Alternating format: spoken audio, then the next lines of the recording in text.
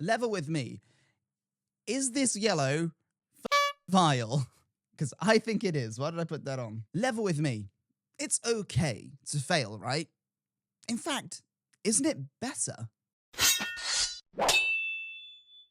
Hello and welcome to Level With Me, the YouTube channel where we can level up our TTRPG experience together. My name is Will, and today we're going to be discussing why failure at the table is better than constant successes. Obviously, we want a bit of success against the BBEG at the end of the campaign, but without, obstacles, it would all be a bit easy, wouldn't it? So, who says that the players can't create their own hurdles to jump over? Before we jump into the video, just a reminder that this table works on shared experience, so any tips, tricks, or thoughts on the subject, please leave them in the comments below to dish out some XP to the players in our community, and I'll make sure to read them myself.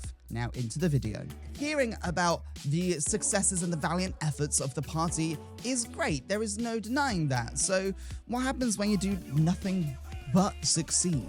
You successfully hunted and tracked those large footsteps through the snow using your survival check. Your pass without trace assisted the entire party in sneaking past the dire walls when they rolled their stealth checks. Your unbridled athletics assisted you in climbing the sheer cliff face to reach the summit of the mountain. Then at the peak you see it, the beast that you've been hunting for 3 real-life sessions now, for 9 hours of your life. Welcome to the Himalayas! The Ice Troll. You've been hunting the Ice Troll down for this small fishing village. The Ice Troll goes down from the mountain every 2 weeks and steals all of the, merfood? Seafood? What the f*** is merfood? To steal all of the seafood that the fishing village has fished up, therefore ruining their sales to other nations. So, it's up to you to hunt it down, and you finally reached the peak. The combat is a struggle. It's going one way, then it's going the other, and then on the final blow, you land that critical 20 for a direct hit. You slash from its stomach up to its right shoulder, and it falls to the floor. You fall to your knees. It is done. The beast is slain, and now you can go and collect the 200 gold that the fishing village promised you. Now you can rest. The imagery of successes will bring a smile to the table, but what happens next? You breeze through everything. Sure, the combat was a bit of a struggle at times, but other than that, where was the tension? Where was the problems that needed to be faced? And what did your character learn through this journey? Maybe your character is bold as brass, jumping into any situation with unparalleled confidence, but well, what if they don't succeed? What opportunities come up then? That's the question I'm asking today. Failures offer the chance for storytelling and teamwork, which I think is so much better than getting through everything cleanly. Not only does it offer the DM a chance to be creative with the negative options that are there, but it also gives the players a chance to be creative in how they get out of those situations. In universe, they can compliment it. Oh, that was an amazing spell. Your spell really held them off for one more chance. You got us past this, that, and the other. They can have in-game conversations about the struggles that they faced and how they overcame them, and then their bonds grow a little bit more. We're going to go back through those 4 scenarios, but assume they're all critical ones. Swish. All I do is win. Now, before I read them out, please let me know in the comments what you would do on a critical 1 outcome for each scenario. Let's get into it. Rolling survival to follow the footsteps. The party get lost, and suddenly that thick crunch of snow underfoot disappears, and your treading becomes slippery. It's harder to keep upright. You sweep away the snow on the floor and realize that you've walked onto a frozen lake. Please roll dexterity to stay on your feet. Anyone wearing heavy or medium armor, please do this at disadvantage. Give the ice a HP of sorts, and then if players fail their dexterity saving throws, depending on what armor they're wearing, roll a dice of damage for the icy surface. If the icy surface hits 0 HP, then that party member falls in. I have just woke up and I'm trying not to use my morning voice down here. Everything is up, everything is higher, everything is energized, because at the minute I'm on my 2nd coffee of the day and I have no beans. No beans. Or maybe too many beans. The line is fine. Using Pass Without Trace to get through the icy cave. You fail the stealth check. Despite the Pass Without Trace, you roll a natural 1, whilst the other party members breeze through the challenge. They are safely hidden behind the giant stalagmites that have grown up through the cave floor over the millennia. However, before you know it, there is a flapping of wings swarming down from you from the ceiling. Whilst you flail your arms, you take in the enemies around you and realize that this is a flurry of ice methods. The sounds of flapping wings draws the attention of the wolves that you thought were the only thing you were trying to sneak past, and suddenly 3 wolves surround you as well. Athletics to climb the cliff face. A fellow party member fails their roll and falls 20 feet to a jutting out piece of rock on the cliff face. They've taken full damage, banging their head, and are now disorientated and stuck halfway down the cliff. How do you plan on getting to them, retrieving them, and assisting them on getting back up the cliff? Now, before I bring up the last point, I would like to say that I am not the kind of DM that, if you get a natural 1 in combat, goes, the weapon flies from your hand, you are now disarmed, what do you do? No, I think that's absolutely lame. I want to put some tension into the failed attack from the player. Oh, I almost punched over my coffee. No, my coffee! That gave Big Dan Avidan that Mercer vibes. My cookies! Rolling to attack the Ice Troll. You swing your flame blade at the Ice Troll, but it catches it in its long, gnarled fingers.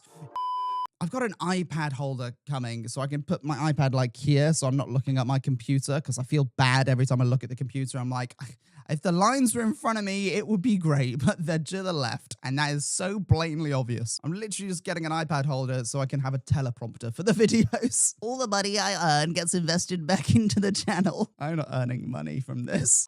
You swing your flame blade at the Ice Troll, but to your surprise, it catches it in its long, gnarled fingers. In that split second, you are shocked that the Ice Troll can catch a flaming blade without a care. The Ice Troll takes advantage of this moment. Please roll opposed strength checks to keep a hold of your blade. If the player were to succeed, then I say that they managed to withdraw their weapon from the hands of the Ice Troll. However, if the Ice Troll were to succeed, I would roll a D12 or something to say you are disarmed and it goes skittering across the cold surface. It is now 11 feet away from you, because that means not only do they have to get out of there and might face an attack of opportunity, but also they have to use their movement to get there as well in the next round, unless their teammates can help them. Ooh, what are we going to talk about in the next section? That bit's not in the script. See, this is why I need the iPad here.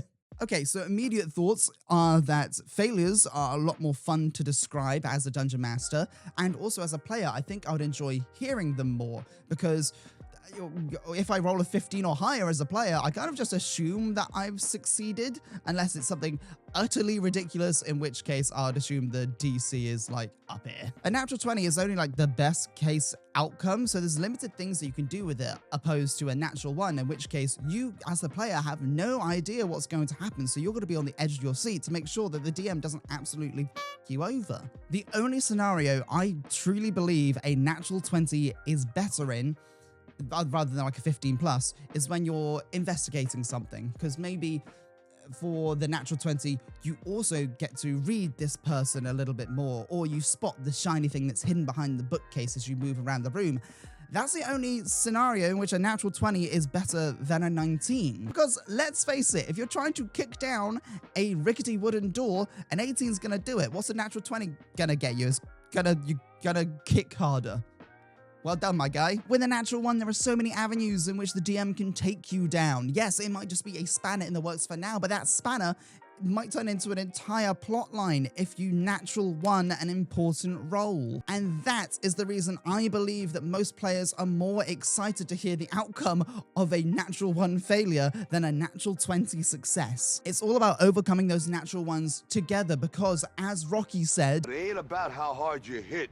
It's about how hard you can get hit and keep moving forward. I put the clip there because I've never watched Rocky, I know he says something good though. So let's see how a natural 1 can bring the party together. We're going to go over those natural 1 outcomes and describe what could happen. But again, let me know in comments how you would overcome those natural 1 outcomes with your party at your table. A party member has fallen into the lake. One of the party members plunges into the ice-cold lake, and because of the shock, they are struggling to get out. The ice around them has cracked, and going near the edge runs the risk of you going in as well. Does anyone have any spells or abilities that could help this situation? Is the rogue nimble enough, yet strong enough, to creep delicately across the ice and pull them out of the water? Could you pull them out by throwing 50 feet of hempen rope? Being swarmed by ice mephits and wolves. One party member is being clawed at by wolves and is succumbing to the frostbite delivered by the ice mephits. As a party, you could target the stalactites up above to fall down on the mob. However, you then run the risk of hitting your own party member. Could you fire off some range spells to cause a distraction enough time to get into the fray? Or could you bolster that party member with things like mage armor, buying them a little bit more time? Could you pull them out with 50 feet of hempen rope? Dazed and injured on the edge of a cliff. The party member moves tentatively so as not to disturb the rocky surface beneath them. They could be injured and are unable to climb up the rest of the way by themselves.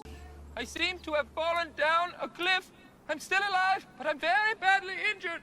I think my legs might be broken. Could someone cast Featherfall on themselves and then spider climb on the injured party member so they can climb up without issue? Could someone simply cast a ranged healing spell like Healing Word in hopes that is enough to heal the injuries of the character? Could you pull them up with 50 feet of hempen rope? Failing to hit the BBEG. The ice troll has caught the blade of the attacker and now a battle of strength ensues. What do the rest of the party do? If the DM calls for this contested strength check, are you within touching distance so you can cast guidance on your fellow party member? If the sword does fly across the floor, is there any way that you can assist them in retreating without them getting hit by an attack of opportunity? Could you restrain the ice troll with 50 foot of hempen rope? Thomas Edison once said that failure is the mother of all invention. The more players fail, the more creative they're going to get in the plans that they decide to invent. As a DM, I truly believe and look forward to players will start becoming more creative in their plans to maneuver obstacles that I put in front of them.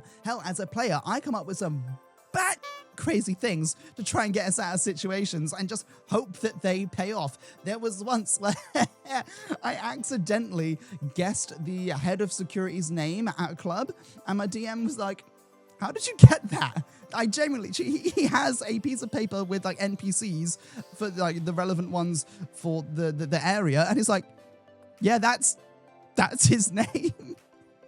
I am a stupid Pokemon player, and I will name like my ghost type Spooky Alan or Snorlax's Big Rhonda, and I just went, oh mate, yeah, just tell Big Carl that Harvard's here, and my DM, our character went, Big Carl. That's what you're guessing. I was like, yep, I said it now. Tell Big Carl that Harvard's here. And he went, will I you not? The head of security's name is Carlston. I was like, yes. The other players were, I hate you, Will. I don't care. The batshit crazy plan comes out on top. The 1 in 10 have to work, surely. I am what the community calls an instigator. Good or bad, I will try and make something happen, because you could absolutely go route 1. I'm going to interrogate the suspect. I'm like, okay, right, we have been interrogating this person for about 20 minutes. Harvard's going to step out of the room and see if he can sneak into like the back room and see if we find some information and some documents. But what if you're caught? I don't care. That's another plot line. If I get caught, I get caught. But we're not getting anything from this guy because we're rolling so badly. Okay, back on track. What I'm trying to say is don't be afraid to create some weird strategies and some kooky plans to get out of those natural 1 situations, because that's going to form stronger bonds with the characters, but also create memorable, funny moments for the other players. And that is where we're going to wrap up the video today. Let me know in the comments the most creative plan that your table has come up with to get out of a natural 1 scenario. Leave them in the comments below to dish out the XP to the rest of the players in our community, and I'll see you in the next session. Thank you very much.